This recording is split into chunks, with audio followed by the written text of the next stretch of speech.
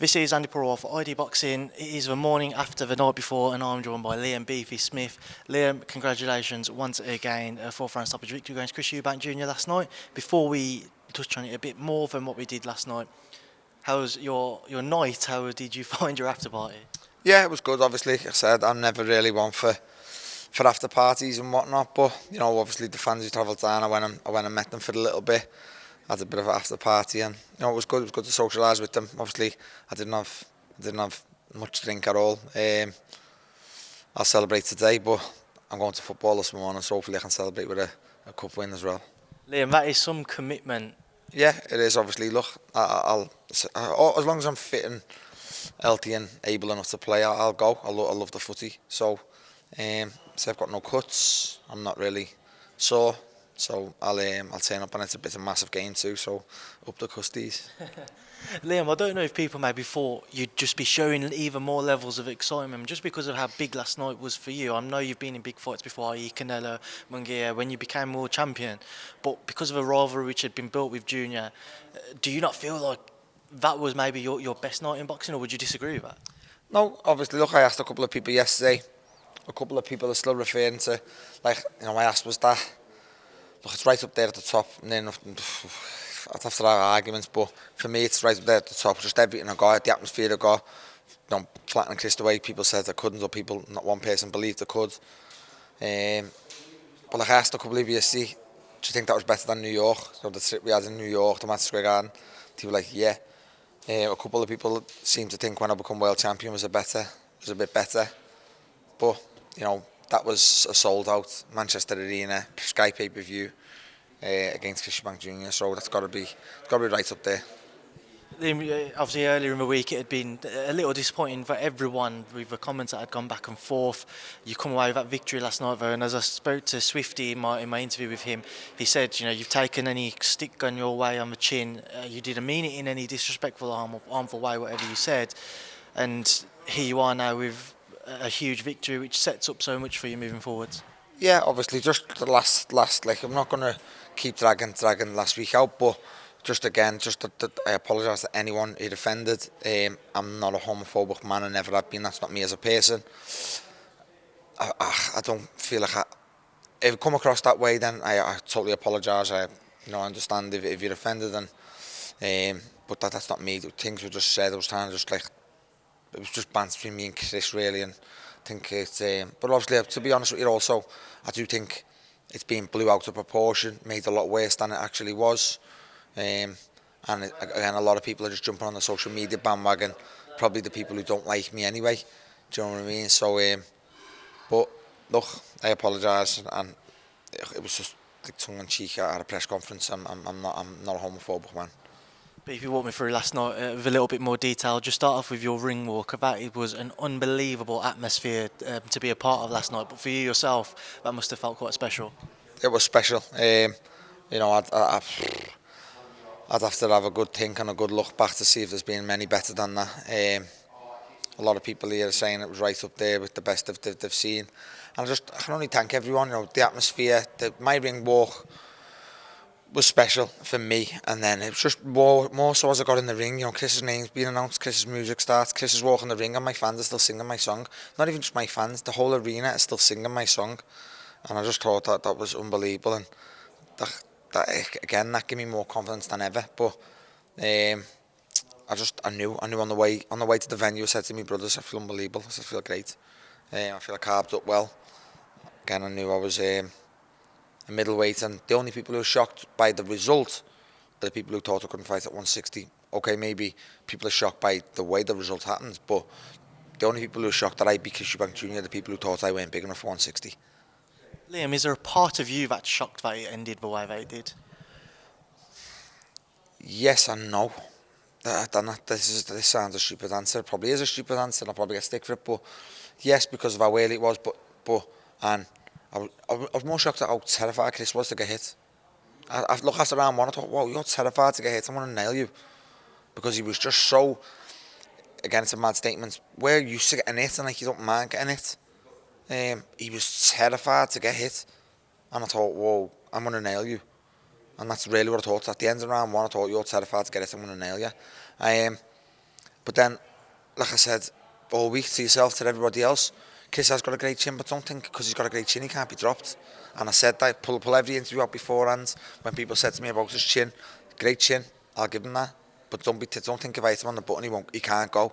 And that was the best answer to them questions got asked to me. The first 3 rounds were very competitive, but I think the third round, I think even you said last night that Junior, he'd done enough to win that round. He'd started to land those uppercuts in particular.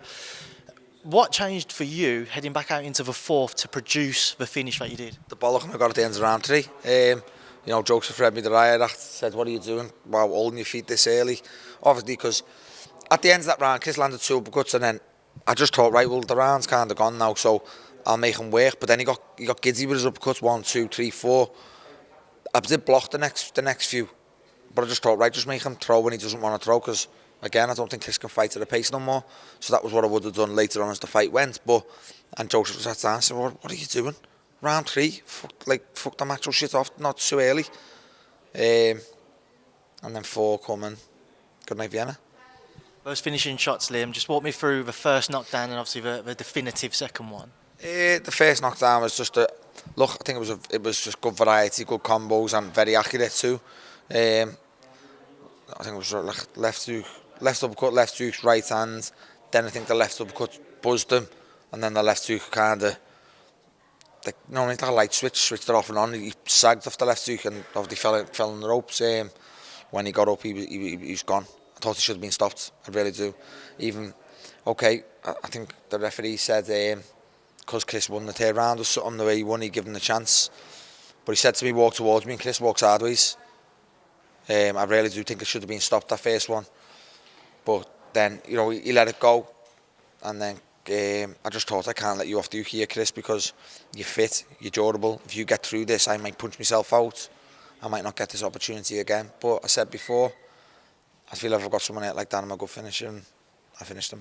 I don't think anyone will deny how tough Junior can be. We even saw after that knockdown, he still kind of walked towards you after the second one. And I think Paul came running in, tried to celebrate with you. You pushed him off because you noticed Junior was still stood there. I thought Chris was coming for me. I just stood my ground, and Joseph, to be fair to Joseph ran right and grabbed Chris, because Chris didn't know where he was. Look, I'm not being disrespectful saying that, he was still dazed, yeah. So, and he didn't know the fight had been stopped, and he's just probably still wanting to carry on. Probably thinking, well, why's Paul Smith in the ring? This is over. Do you know what I mean? He probably just hasn't gathered it, but I thought he's coming for me, and I set my feet to go again. But like I said, look, I know he's tough. I know if he'd got his senses back, he'd regroup quick because of his fitness and his durability, but it was down to me to not let him off the hook. We saw you share a few words in the ring after the fight as well, Beefy. Again, how nice was that to show that the sportsmanship was still there and the level of respect was still there after what you guys did? Yeah, look, that's mostly always the way after the fight when you do that. I always respected him as a fighter. I always said beforehand, I knew I was in for a tough fight. I trained for a tough fight. I respected him in that way. Outside of boxing, I always said I don't hate the man.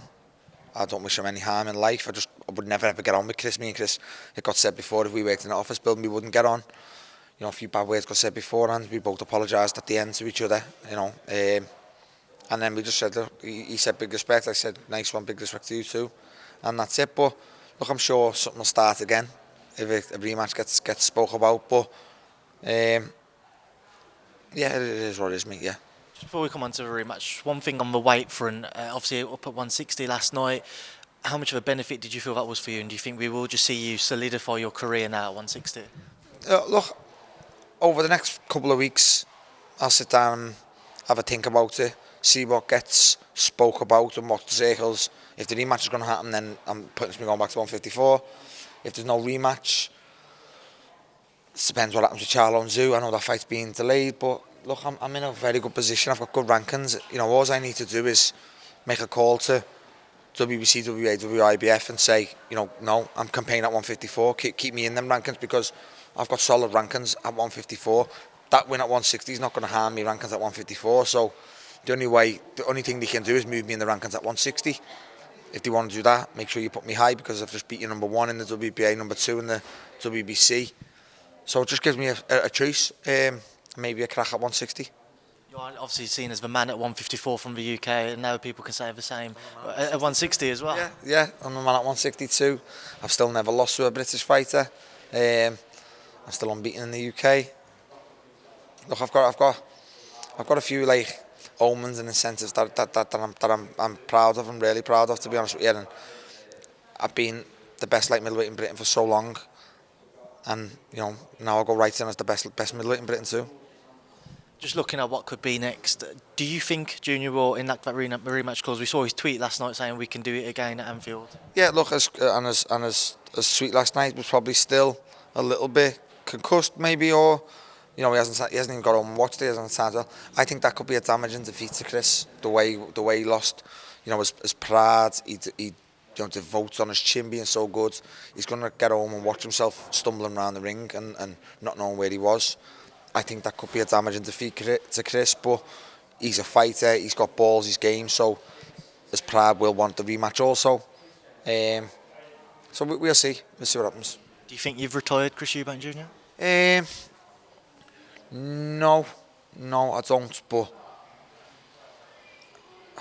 do I think he might never be the same? Yeah, I just think because the way he lost, it's not like he's lost and just like, he's lost there in a defeat that he probably never ever thought would happen. He'd never thought he'd be on his back like that, stumbling around the ring. He would never, and nobody in the whole build-up, media eyes, thought he was going to go out like that, and that's where it's going to be a damaging defeat for him. Just two names I want to put to you. Kell Brook. As I said beforehand, if he gets stopped, it's a long way. If he gets stopped, then he's got to really evaluate his career. If he loses, then if he loses a close fight, he's lost to a great fight in Liam. But if he gets stopped like that, he's got to evaluate. So they've got to sit and think about what they could do next. Before I do come on to the question I was about to start, Conor Benn had a few choice words after the fight, not about yourself, but obviously about Chris Eubank Jr. And he would put a video out of him laughing. What did you make of that? Look, they've got their own beef. They've got their own father rivalries, family rivalries. That's nothing to do with me. They're rivalries and what they say on each other. They could still fight. I know I've ruined the plans a little bit, but they've got their own beef, and they're probably always going to have sniggers at each other the way that dads did for years. Two names I want to put to you. Kell Brook, he was meant to be there last night. I'm not sure as to why he wasn't, but his father was. Yeah, his father was in the ring actually. Yeah. Look, that's a great fight. He's a great fighter. Someone I've always got on with, to be honest with you. I think we've had a little bit of more sparring stories. Yeah, no. What's to be fair, with Kell, there was no sparring stories besides we had two great spars. On the third spar, I got cut.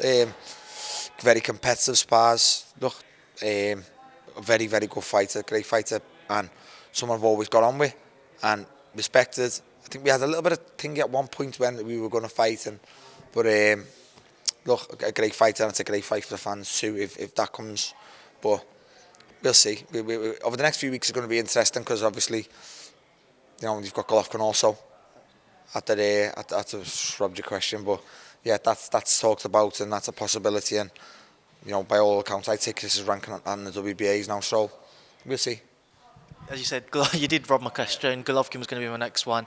There's no question over you would fight anybody if you step between the ropes, Beefy. I might as well. I've been to Russia, I've been to Mexico, I've been to Arizona, I've been to New York, I've been to Vegas. I might as well go Kazakhstan, knock Kazakhstan off the list. He does still hold those two titles at 160. We spoke, I think it was about 2 years ago, you mentioned you'd move up to 160 back then. You've just tasted 160 for the first time last night.